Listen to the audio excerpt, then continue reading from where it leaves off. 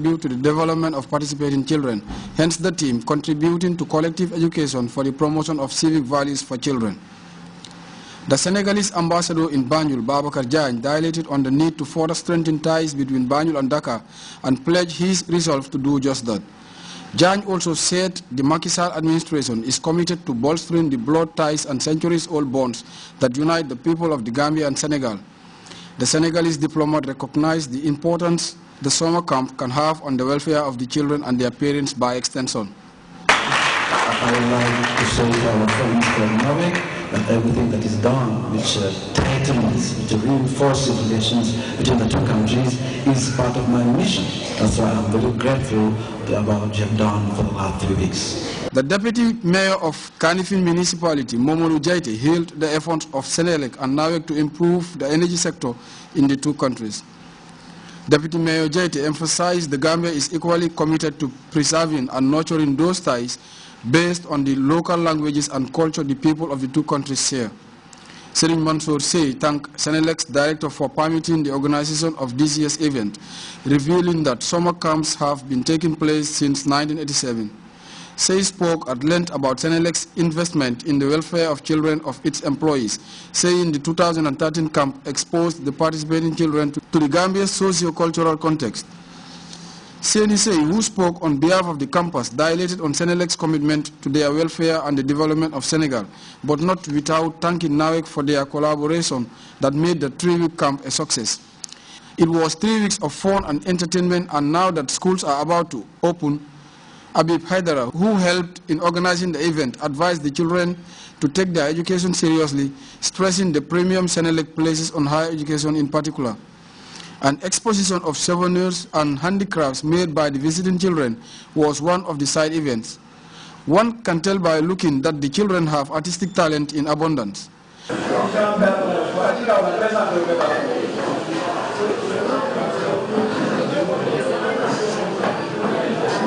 Another side event was a display of life-saving skills and a demonstration of self-defense moves. Some of the camp participants came with such skills, whilst others were exposed to them for the first time, thus increasing their knowledge of these vital aspects of life, which can go a long way to shape their careers in the future. Modu Bajan, Grts. And back to our top story, the President has been preaching the virtues of honesty and selfless sacrifice while seeing off hundreds of armed and security personnel who for the past 2 days took part in the voluntary works at his farms in Kanilai. Professor Jammeh, in his address at the Kanilai Festival grounds, urged the men and women in uniform to adopt acceptable work ethics and morals in the service of their country and carry with them a deep sense of nationalism in the execution of their duties. The force, estimated to be 1,300 strong, had been in Kanilai for the past 2 days and was joined Saturday by staff of the Office of the President and its line departments, as well as their counterparts of the Ministry of Basic and Secondary Education. Abdunjai has the details. At the highest level, redefining engagements at this farm, owned and managed by the President, His Excellency Professor Dr. Yahya Jammeh. Sandwiched between the villages of Halakunda and Nyefe, this vast area has become a point of convergence for many volunteers who occasionally travel to Kanilai to offer assistance to the President's farming activities. For the security forces, it was a long wait, and once approval was given, they were ready to take the task head-on under the slogan, "Walk to Finish."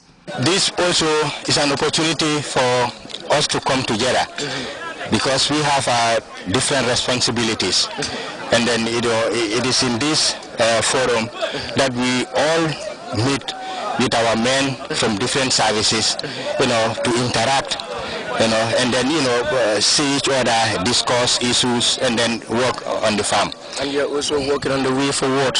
Very well. What does that mean for security personnel when you meet together? I mean, in terms like this, it is something, eh? Yeah, it is something very great for us. Camaraderie, what do you call it? You have a name? Camaraderie. Camaraderie, yeah? Yes. Because and that's what I heard on the list. That's right. Camaraderie, between us as security personnel, because each and every service institution has its specific roles and responsibilities. So the army, the police, the NIA, the NDA, name it, we all have our specific responsibilities. But when we come here together to work, it is also an opportunity that we use to interact more.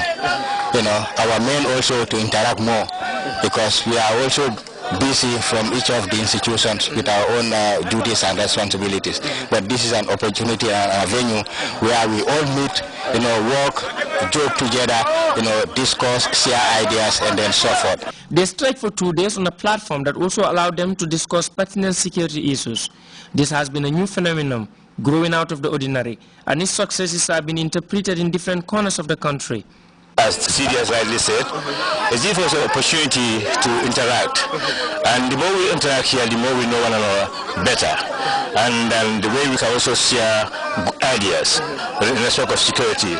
We had a few moments here under that tree there, and then we were discussing about the ferry, the security of the ferry. And then these are the forums that we can share ideas and see a way forward to make sure that people crossing the ferries are safe. So it's one of the issues that we casually discuss here, and like with any other things that we can discuss. So this was the opportunity to share ideas and to interact better.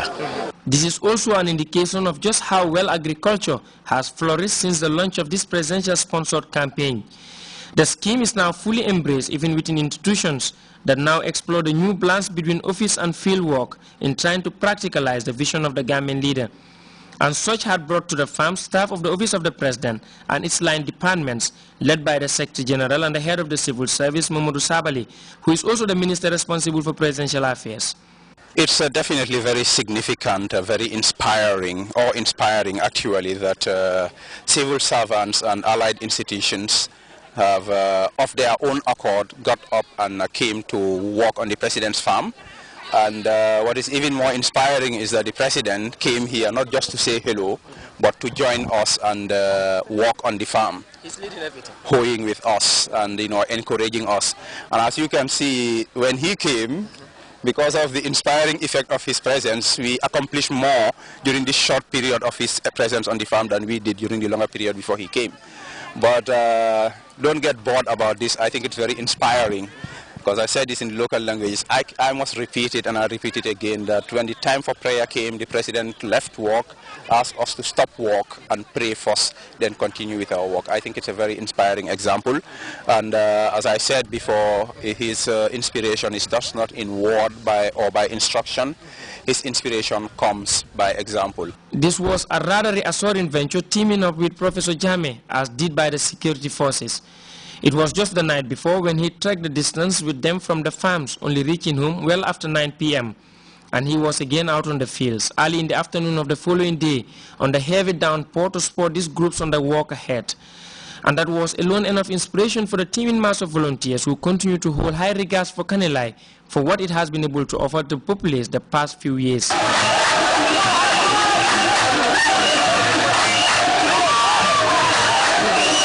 Abdul Jai, Grts.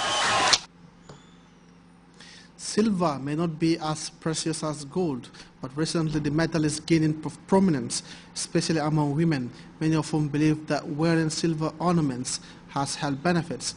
Aishat Bajansara visited one jewelry shop to find out why silver is fast becoming famous, especially at a time when gold is becoming increasingly beyond the reach of ordinary folks.